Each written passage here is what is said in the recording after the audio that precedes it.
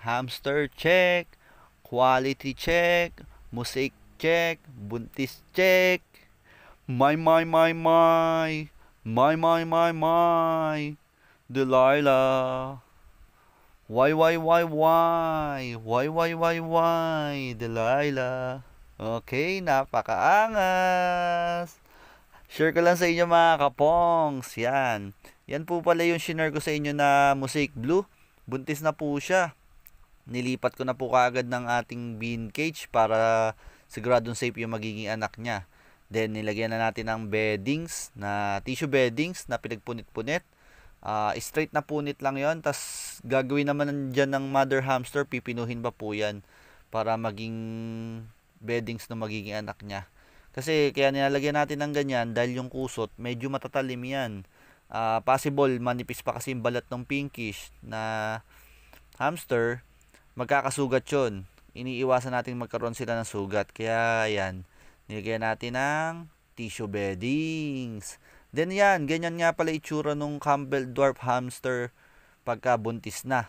Bali, avocado shape po siya. Tapos visible na visible yung nipples niyan pag iangat nyo.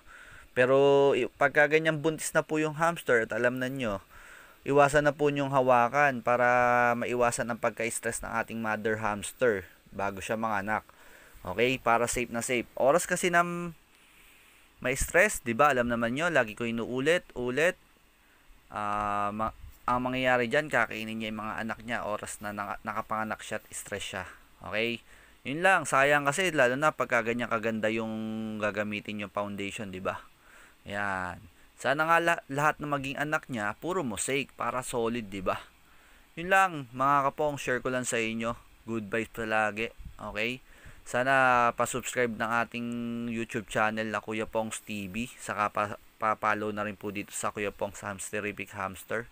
Okay, yun lang. My, Delilah. Why,